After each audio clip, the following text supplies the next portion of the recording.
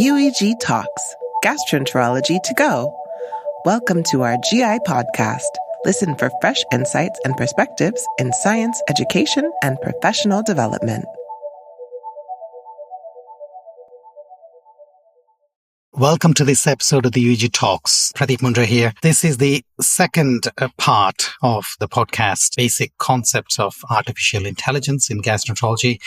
In the first part, we covered the basic concepts, the concept of how AI systems are developed, and we touched upon with Alanna and Louis Lau the utility of AI in the upper GI tract. This episode will be covering the lower GI side of things, and I do hope you enjoy this. Today's guests are Dr. Alanna Ebigbo. Alanna is a gastroenterologist and endoscopist focusing on third space endoscopy procedures from the University of Augsburg in Germany. Alanna also has a special interest in artificial intelligence in endoscopy, focusing on the upper GI tract, and is one of the authors of the ESG position statement on AI. And joining with Alanna today is Dr. Louis Lau, assistant professor at the Chinese University of Hong Kong. I know Louis very well. He has a special interest in AI and endoscopy and has published widely in this field, and is also author of a recent RCT published on the utility of AI in colorectal polyps. Louis is also an emerging star of the World Endoscopy Organization. Moving on to the lower GI tract, Louis, I'm going to come to you. I guess probably the biggest leap we've made, the biggest strides that we've made in the field of artificial intelligence is in the colonoscopy. With so many devices, I see them in my own practice and around being used in clinical practice. Louis, as an expert in this field, as a researcher in this field, can you summarize in brief the efficacy of AI devices in detection of polyps? First of all, is there enough evidence out there for us to be recommending to use this in clinical practice? And what's your own interpretation of that? And maybe you can mention about experts versus non-experts, whether that term exists or not. Yeah, I think very good question. And again, lower GI tract is a little bit easier than upper GI tract in terms of the detection, because most polyps are quite standardized, except the sessile-serrated lesions. And also, more importantly, the amount of data is much higher in the lower GI tract. And therefore, this field is moving particularly quick. And I did a quick search. I think since 2019, there are over 20 randomized trials investigating the role of CADe on, in particular, adenoma detection rate. And the majority actually show a very promising result. Most trials show a superiority over a standard colonoscopy.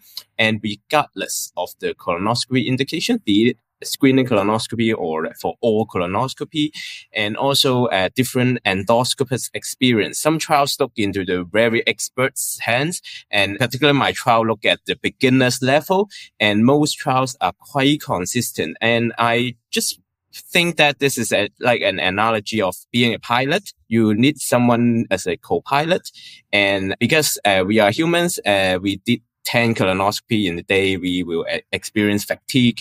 And some of the time, there will be some blind spots that we human eyes could not pick up. And at this juncture, the AI takes the place, and it will not replace the endoscopist, but it acts as a co-pilot.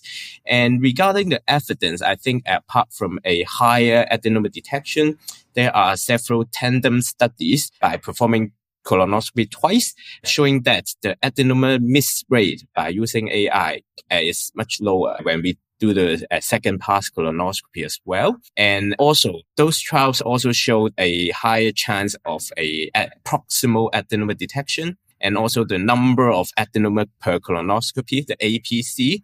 So these are the positive things that we have based on the current trial. But don't forget about the negative things, because when we look into the data from all the randomized trials, there are actually no increment in the detection rate for large polyps or advanced polyps. But it is understandable because we are not too bad in performing colonoscopy. It shows that we are still reasonable. And another thing is the sessile-serrated lesion pickup rate is not proved to be higher. Most likely it's due to the low prevalence of this lesion, and we may really need a mega trial to prove that. Personally, I think it may increase the SSL pickup rate, but we really need a mega trial to show this before we can recommend this. And most importantly is we really need long-term data on the post-colonoscopy CRC, PCCRC, because so far all the trials show an increased ADR due to an increment in the small to medium-sized adenoma. Whether these lesions will progress into CRC is questionable, and therefore we really need a long-term data like 5 or 10 years data to show that this is useful in preventing PCCRC. That's my personal perspectives. Yeah, the two kinds of people, Louis, the conservative people who want to wait another 20 years for us to get this data on post-colonoscopy cancer rates and then compare. But, if you think a little bit progressively, you can say, okay, there's data's there. It's not, I don't think so personally it causes any harm to our patients if it improves quality. Because at the moment, sometimes it's a bit of a lottery ticket, I think, for the patients. And they may come to you and they get a very high quality colonoscopy, and they may come to me and they get a really crap quality colonoscopy. The AI would add a degree of consistency. And within the observer or within my own practice, if it helps me on a Friday evening when I'm tired, whatever, I think that degree of consistency, I think that's important. My take from what you summarized is that at the moment, there's probably enough for us to use these devices in our clinical practice. That's my take. Yeah, exactly. I think the word of consistency is very important because all the models are trained by experts, by a lot of data. And it actually just like a co-pilot colonoscopy by an experienced colonoscopist. So I think for me, and also the cost of an AI system, although it is expensive, but it is one-off expenses. So I believe that if we can use it for like routine practice, we may standardize it, and also overall cost per patient may become lower if we use it more routinely. Yeah, that's my thought as well. Okay. Louis, I want to move on to diagnosis, computer-aided diagnosis in the AI terms, CADx, they call it. I want to see a world where I see the future, mainly based on the fact that, in the UK, we probably approximately do about 1 million colonoscopies per year. And that, if you take an average adenoma per colonoscopy of about, let's say 0.5, and the estimates, 500,000 polyps, and most of them are insignificant, diminutive, with no consequence and all that. And we're sending those, all of them, to histopathology. The resources that are involved, the environmental impact, the transportation, the boxes, the plastic, and all those things. And there's a huge lack of histopathologists within our country. I don't know how it is in Hong Kong. I don't know how it is in Germany. And I want to see a world where none of these diminutive polyps there are just resected and discarded. And all the, hyperplastic polyps within the sigmoid are diagnosed and left, the hyperplastic ones, and then adenomas removed. Do you think, in terms of computer-aided diagnosis, we will ever reach a point where these strategies can be introduced? Yeah, I think for CADx, the computer-aided diagnosis, we are still lagging behind in this field, but things are moving forward. For example, as you mentioned, the diagnose and leave strategy, especially for those hyperplastic polyps in the rectal sigmoid. I personally believe this will be the most important way to work for, because these are the unnecessary polypectomies, which may, although the chance is small, but there will be risk for post-polypectomy bleeding. So by incorporating CAD-E routinely, we will inevitably encounter more and more polyps highlighted by the CAD-E system. And it's proven to be increasing a lot of unnecessary non-neoplastic polypectomy as well. So I think the next stage moving forward should be developing a combined CAD-E and CADx system, which can at the same time alert the endoscopist that this is just hyperplastic polyp. Please don't resect it, and then move forward. So I think this will be the way to go. And currently, the CADx studies mostly focusing on this particular point, differentiating between adenomas and non-adenomas. And the aim will be to at least achieving a negative predictive value of more than 90% for adenomas. That being said, this is still very early in the stage because I believe some validation studies demonstrate a comparable accuracy with an expert endoscopist, but some validation studies did not show such a promising result. My personal thought will be there are still some limitations for the existing CADx system. First of all, is most system can just tell you this is adenoma or not. But how about the SSLs? How about T1 cancers? So they cannot tell you exactly the pathological prediction at this moment as an expert endoscopist can do. And also the SSL dataset mostly underrepresented in most of the available systems. So we definitely need to work more on the balance on the dataset and also the representativeness of different lesions. And secondly, I think for CADx, most of them are still at the stage of a validation studies. So it shows that it's comparable, but what if it is tested against the standard colonoscopy in a randomized controlled trial manner? There's no RCT to prove that at this moment, at least. And therefore, the overall cost effectiveness and also the implementation will be an issue for this. And lastly, I want to mention will be the responsibility or the liability, because I believe some endoscopists will be very skeptical in this, because if I left behind a so-called hyperplastic polyp there, but like 10 years later, patient come back with a progression of that lesion. So who will be responsible? So these are the questions or the points that we would need to be sought out before we can use CADx more aggressively, I would say. So essentially what you're saying, currently at this stage, we're not there yet with implementing. Maybe in the months to years to come, things are likely to change for the positive. Yeah, I think so. We definitely need more work on this, especially on the real world data. Okay. So moving on to the quality of bowel preparation, Louis, and because the two main pitfalls in colonoscopy, in terms of quality. So one is the mucosal exposure. Are you exposing enough mucosa? And that would depend on your bowel prep and cleaning the mucosa, visualizing these mucosa.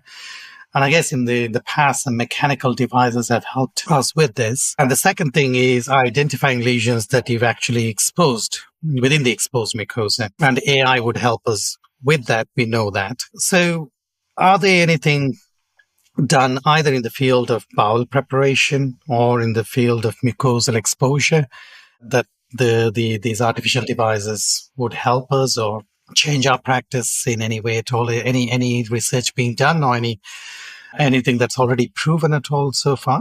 Yeah, I think mostly the current evidence is in the research setting. And I read about some studies focusing on AI-assisted standardization of bowel preparation. And most of the trials are promising and also comparable and at least as standardized because, so far the preparation is very subjective grading by the endoscopist. So I believe this kind of things can be standardized by using AI and using the same argument, the withdrawal time measurement and also the mucosal exposure measurement can maybe possible to be standardized by using AI. And I also read some papers mentioning that AI assisted documentation for what we call effective withdrawal time. That is, they map the degree of mucosal exposure together with the withdrawal time. So there are things ongoing to standardize this. And I believe after all, this is part of the important task for incorporating AI into a colonoscopy. So I think the optimal model will be to consist of all the quality assurance together with the CAD-E and together with the CADx. So all in one model will be the final solution. And also, there are also some trials. And personally, I'm also running one of the trials is to combining the mucosal exposure device together with the AI as well. So by combining a mechanical measure together with an AI measure. So hopefully it can further boost up the performance of the AI. Because after all, if the AI cannot see it, they can never detect it. So some sort of exposure assistant may be necessary, especially in the colon, because they are like redundant folds. They are like at the corners. So sometimes we may still need some help as well. Yeah, I personally like to see the bowel preparation. That's personally is very important, because I think a lot of times we don't remember, and then we come to our reporting software and you read all these things, and then, we always make mistakes in that. I think standardizing that would probably help. Is there, maybe it's my own understanding or my own interpretation on looking at some of the papers. My understanding was that this discrepancy in the results of randomized trials in this field versus the real world pragmatic trials in AI, assisted polyp detection I'm talking about. Is that the case, or did I interpret that wrongly? And if so, why is that the case?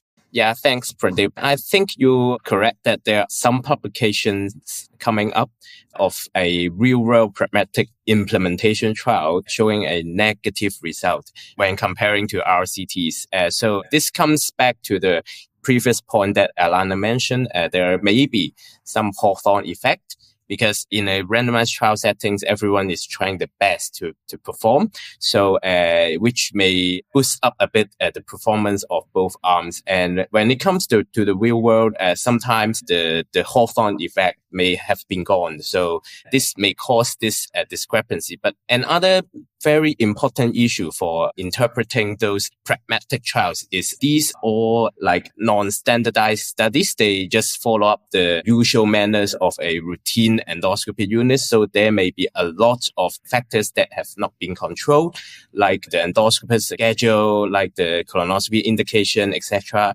And also sometimes the endoscopist may turn off the AI in the middle of a procedure. So these factors will never be standardized in a real-world pragmatic trial. So on the other hand, we need to interpret these trials with care as well. But I do agree that we definitely need a lot more large-scale pragmatic real-world trials to support the routine use of AI. Alanna, you have something to supplement? Yes, I agree with you fully, Luis. And I think there's one important point that we need to remember, and that's the human AI interaction.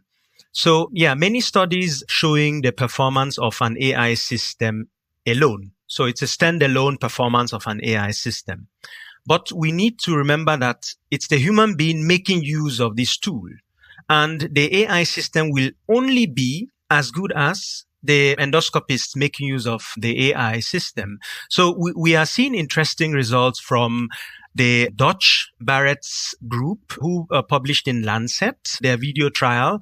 And our group also published in endoscopy just recently on a similar study in a video trial, where we saw that AI improved the performance of non-experts in Barrett's neoplasia detection, but did not achieve the maximum standalone performance of the AI system, because the human beings do not always follow the advice of AI. Sometimes they discard correct advice. So why is that? There are different things that may play a role there. For example, version to the algorithm. For example, alarm fatigue. Like you said, Luis, sometimes the endoscopist may just switch off the device in the middle of the procedure. Also, explainability and trust. How much trust do I have in the system? So all these things will need to be considered when we talk about human-machine interaction. That's true. Sometimes we don't. Maybe it's plain, I don't know, bravado or something. I'm an expert, and why do I trust that exists? I feel personally. That's an important point also, Pradeep. How do experts as opposed to non-experts behave towards an AI system? What of the age of the endoscopists being involved in these real-life trials? We know that the younger generation may be more affine or more open to technology, as opposed to the older generation may not be true. But these are subtle points that, as Luis mentioned, they may be difficult to control in a study, but we need to take them into consideration. So to wrap up, maybe I'll start with you, Alanna. Do you have any final comments on what the future may hold, as in where would be the biggest leaps in or biggest contribution of the technology or AI within gastroenterology, and where would be the biggest change in practice? Definitely. AI is here to stay. There is room for improvement, but we haven't even mentioned the large language models and natural language processing, which together with computer vision, we've been talking a lot about computer vision, together with computer vision will not just improve patient care, but very importantly also will definitely in future reduce the administrative burden of endoscopists and of physicians using these systems. Okay. Louis, what about you? Yeah, I fully agree with what Alanna said. In the future, the AI can be streamline the overall endoscopy from pre to post endoscopic care. So I believe there is a huge potential to use AI in all the endoscopy settings. Not to even mention the advanced endoscopy training like the ESD or POEM, they may shorten the learning curve as well. And also, I would like to make a quote that's always used by my mentor, Professor Joseph Song. The doctors not using AI will be replaced by the doctors using AI, but AI will never replace doctors. That's a very good quote to end this discussion, guys. Thank you so much for being. Thanks for your time. I know you guys are extremely busy, and thanks for dedicating some of your time on this. Certainly the basic concepts have become a lot more clear to me, and I do hope our listeners enjoyed this and got a lot out of this. Thanks very much. Thank you so much. Thank you so much. Always a pleasure to talk to you guys. Thank you.